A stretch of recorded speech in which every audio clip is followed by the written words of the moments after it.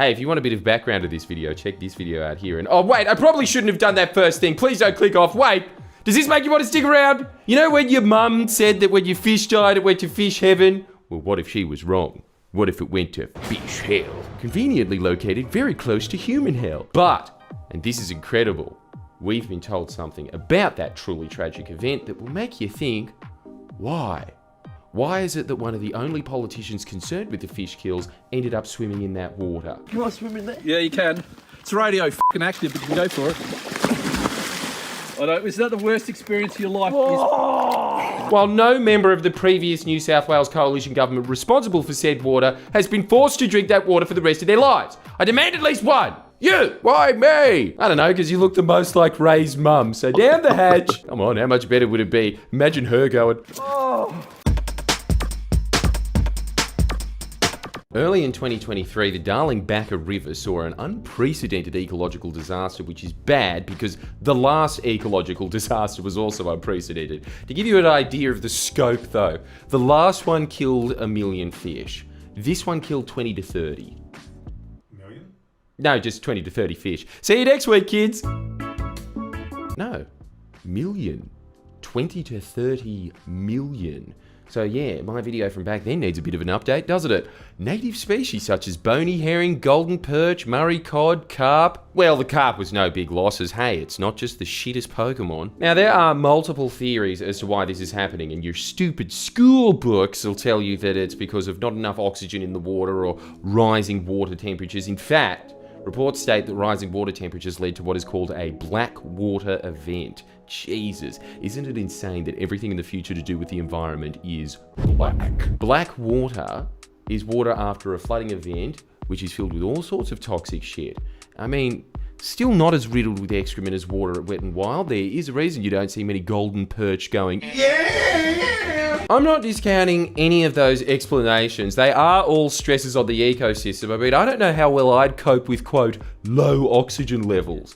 But I think that this reason here might be like flour in those flour-free cakes. Clearly a missing ingredient, and very strange that it's excluded on purpose. Pesticides. Hey, speaking of missing ingredient of our channel, how you been crop poison? It's been a while between drinks, hasn't it? I think it's hard to tell because of how dissipated you are in the environment, and the EPA won't tell me how much there is of you fucking in it. You know how you feel when they don't print the use by date on Move milk? Yeah, me either, because I'm a fully grown man and I don't drink that shit. But that feeling of, I think it's okay.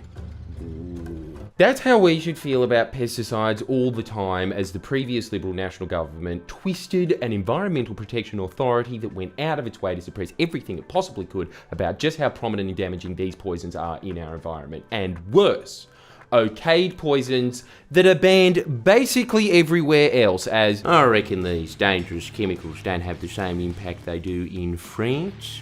Different culture. Also, we're not going to find out. Why? Because my best mates in the world, Cotton Australia, got their own independent report done, as they are absolutely confident that huffing the back of a big crop plane is as harmless as inhaling a big ass fucking name at a party, and didn't find what they wanted. They're going to release the report then? Fuck off. What I'm saying is, you can imagine what kind of quote-unquote environmental protection authority a government like that would mould in its decade in office. To give you a taste of their handiwork, this is Bruce Maynard. He's one of those classic sustainable farmers you saw in one of those depressing farm factory documentaries from the 2000s where they cut to him in the last 10 minutes. But there is hope. He's devoted his life to sustainable agriculture. Even won the Bob Hawke Landscape Award last year for reducing the need for harmful pesticide use in farming. In fact, he's devoted his life to trying to draw the public's attention to just how much damage pesticides are doing to the environment and how far the EPA will go to cover it up. He and his Rural Justice League have been pouring through thousands of fucking documents spanning back to 2020, and here's some of the highlights. In June, July of 2020, the EPA got a message. Hey EPA, I think farmers are overspraying. It's killing plant life for miles around. Now you're imagining it. Keep in mind, the EPA is supposed to be like cops for platypuses. Imagine if you called the cops, oh, someone shot me. Nah, I can tell from here they didn't. I'm not coming in. Wouldn't test the region for pesticide damage until the plants literally withered away, telling the community that pesticides need to be detectable on vegetation to prove that the chemicals damage the plants. What? It's not detectable until a plant looks exactly the same in the fucking Roundup ad? As seen on TV. Exactly what we've all seen it do in the ad. I don't know, advertising's deliberately misleading. You can see the extent to which they will refuse to do basic testing on these cancer-causing substances, right? I mean, in August of 2020, after finding diuron, a highly carcinogenic chemical found in pesticides, in Narromine vegetation samples, the community requested action. EPA did nothing. Here they are in August and September of 2021, admitting to finding pesticides in their vegetation samples and then essentially saying, it's fine. This is the consistent pattern of the EPA. Example after example of, it doesn't exist, oh, get off my back, I'll go test it, oh, what do you know, it does exist, oh well, I don't care. If that's their attitude when it comes to environmental damage you can visibly see with your own eyes, imagine what their attitude is to invisible traces that just keep building up in the background. Matt Landos, the director of Future Fisheries Veterinary Service, who has been researching how pesticides could be linked to the recent Darlingbacker fish kill, he's looking at the EPA's official reports on fish kills. And they're filled with the usual plot holes they usually use to explain away obvious poison damage. The water temperature was high, sure. Not high enough to kill fish in those droves. He also doesn't think that the river was deoxygenated by more fish coming into the river or by organic material travelling into the river being a good enough explanation for fish kills in these numbers because...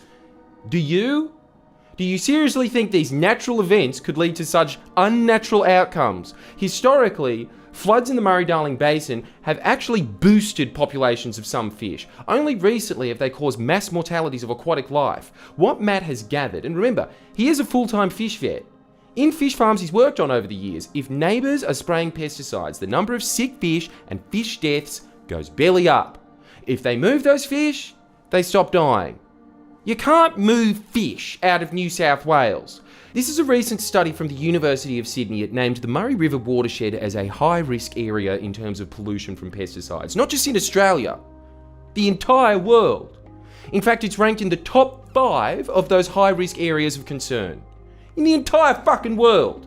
Worse still, brace yourself for this terrifying hat trick. The study classified high risk as an area where pesticide residues are 1,000 times higher than the safe level.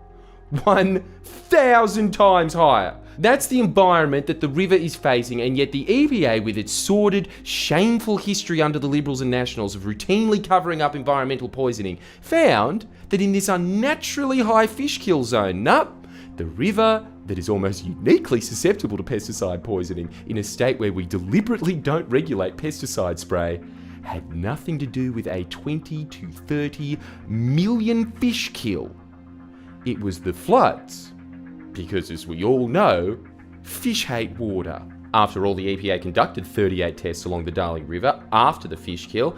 Just like how we saw in the Mark Graham documentary, the EPA clearly covered up 50 obvious breaches of logging. What a surprise. No chemicals at all. Charles Sturt University, though, decided to do a double check. One independent test where they found, Lord help me in trying to pronounce these, metallochlor, atrazine, simazine, terbuzine,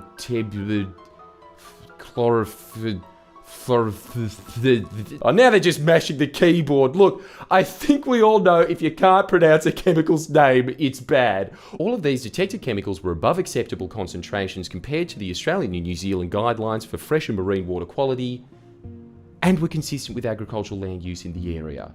What I'm saying is, just like the pesticides the Coalition refused to test, the Coalition even being in office does residual damage. They'll never publicly admit this, but this is the bureaucracy the Minns government has to deal with. He absolutely did the right thing, which is immediately call for an investigation into the fish kills, which lies in stark contrast to Gladys's response, where she practically said, "Remember this? I don't care." That was her response to an ecological catastrophe. I don't care. And for years to come, it will be the I don't care government that is still running the show, because the I don't care government had 10 years to stack the entire bureaucracy with c***s. The new Minns government can order them to do tests, sure, but they'll just lie about the results.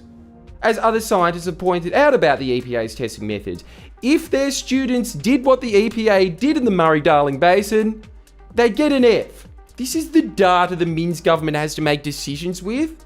Come on, purge the c***s. In the meantime, though, how about a cheer for the kings of rural Australia, Matt Landos and Bruce Maynard, for pouring through all of this boring shit in their own time. Thousands of documents to trawl through to find these awful patterns in behaviour. Truly model citizens. Both of them not doing it for cash or accolade, just because it's important for someone to be Australia's Alex Jones and yell, "I don't like them putting chemicals in the water to turn the frickin' fish dead." See you next time. Check out the facts article on the matter. Links in the description. Like and subscribe.